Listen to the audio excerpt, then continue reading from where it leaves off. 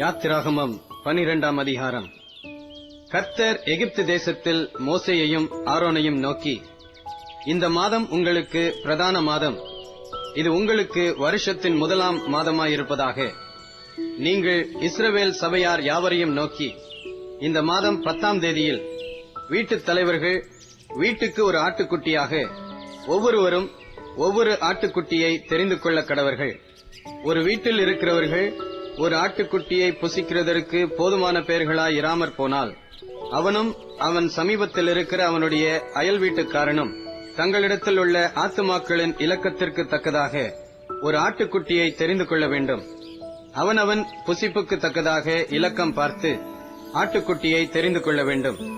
அந்த ஆட்டுக்குட்டி பழுதற்றதும் ஆணும் 1 வயதுள்ளதுமாயிருக்க வேண்டும். செம்மறி ஆடுகளிலாவது வெள்ளாடுகளிலாவது அதை தெரிந்து கொள்ளலாம்.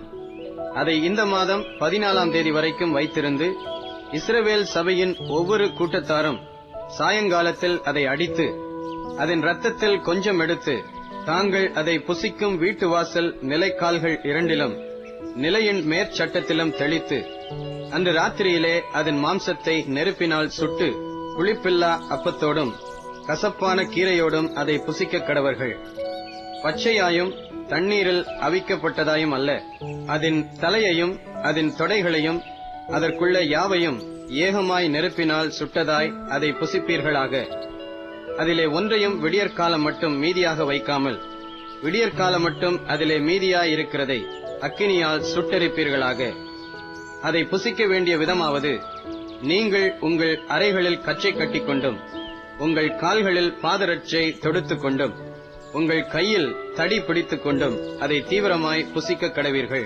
அது கர்த்தருடைய பஸ்கா. அந்த ராத்திரியிலே நான் எகிப்து தேசம் எங்கும் கடந்து போய் எகிப்து தேசத்தில் உள்ள மனிதர் முதல் மிருக ஜீவன்கள் மட்டும் முதற்பேராயிருக்கிறவைகளை எல்லாம் அதம் பண்ணி எகிப்து தேவர்களின் மேல் நீதியை செலுத்துவேன். நானே கர்த்தர். நீங்கள் இருக்கும் வீடுகளில் அந்த இரத்தம் உங்களுக்காக அடையாளமாயிருக்கும். அந்த இரத்தத்தை நான் கண்டு உங்களை கடந்து போவேன். நான் எகிப்து தேசத்தை அழிக்கும்போது அழிக்கும் வாதை உங்களுக்குள்ளே வராதிருக்கும். அந்த நாள் உங்களுக்கு நினைவு கூறுதலான நாளாய் இருக்க கடவது.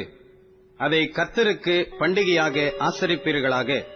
அதை உங்கள் தலைமுறை தோறும் நித்திய நியமமாக ஆசரிக்க கடவீர்கள். புளிப்பில்லா அப்பத்தை 7 நாள் அளவும் புசிக்க கடவீர்கள். முதலாம் நாளில்தானே புளித்த மாவை உங்கள் வீடுகளிலிருந்து நீக்க வேண்டும். முதலாம் நாள் தொடங்கி 7ஆம் நாள் வரைக்கும் புளித்த அப்பம் புசிக்கிறவன் எவனோ அந்த ஆத்துமா இஸ்ரவேலரில் இருந்து அறுப்புண்டு போவான். முதலாம் நாளில் பரிசுத்த சபை கூடுதலும் 7ஆம் நாளிலும் பரிசுத்த சபை கூடுதலும் இருக்க வேண்டும். அவைகளில் ஒரு வேளையும் செய்யப்படலாகாது. அவரவர் சாப்பிடுகிறதற்கு தேவையானது மாத்திரம் உங்களால் செய்யப்படலாம். புளிப்பில்லா அப்ப பண்டிகையை ஆசரிப்பீர்களாக. இந்த நாளில்தான் நான் உங்கள் சேனைகளை எகிப்து தேசத்திலிருந்து புறப்பட பண்ணினேன். ஆகையால் உங்கள் தலைமுறை தோறும் நித்திய நியமமாக இந்த நாளை ஆசரிக்க கடவீர்கள். முதலாம் மாதம் 14ஆம் தேதி சாயங்காலம் தொடங்கி மாதத்தின் 21ஆம் தேதி சாயங்காலம் வரைக்கும் புளிப்பில்லா அப்பம் புசிக்க கடவீர்கள். 7 நாள் அளவும் உங்கள் வீடுகளில் புளித்தமா காணப்படலாகாது. எவனாகிலும் புளிப்பிடப்பட்டதை புசித்தால் அவன் பரதேசியானாலும் சுதேசியானாலும் அந்த ஆத்துமா இஸ்ரவேல் சபையில் இராமல் அறுப்புண்டு போவான். புளிப்பிடப்பட்ட யாதொன்றையும் நீங்கள் புசிக்க வேண்டாம். உங்கள் வாசஸ்தலங்களில் எல்லாம் புளிப்பில்லா அப்பம் புசிக்க கடவீர்கள் என்று சொல் என்றார். அப்பொழுது மோசே இஸ்ரவேல் மூப்பர் யாவரையும் அழைப்பித்து, நீங்கள் உங்கள் குடும்பங்களுக்கு தக்கதாக உங்களுக்கு ஆட்டுக்குட்டியை தெரிந்தெடுத்துக் கொண்டு பஸ்காவை அடித்து ஈசோப்பு கொழுந்துகளின் கொத்தை எடுத்து கிண்ணியில் இருக்கும் இரத்தத்தில் தோய்த்து அதில் இருக்கும் அந்த இரத்தத்தை வாசல் நிலைக்கால்களின் மேற்சட்டத்திலும் வாசலின் நிலைக்கால்கள் இரண்டிலும் தெளியுங்கள். விடியற்காலம் வரைக்கும் உங்களில் ஒருவரும் வீட்டு வாசலை விட்டு புறப்பட வேண்டாம். கர்த்தர் எகிப்தியரை அதம் பண்ணுகிறதற்கு கடந்து வருவார். நிலையின் மேற்சட்டத்திலும் வாசலின் நிலைக்கால்கள் இரண்டிலும் அந்த இரத்தத்தை காணும்போது கர்த்தர் சங்காரக்காரனை உங்கள் வீடுகளில் உங்களை அதம் பண்ணுகிறதற்கு வரவட்டாமல் வாசற்படியை விலகி கடந்து போவார்.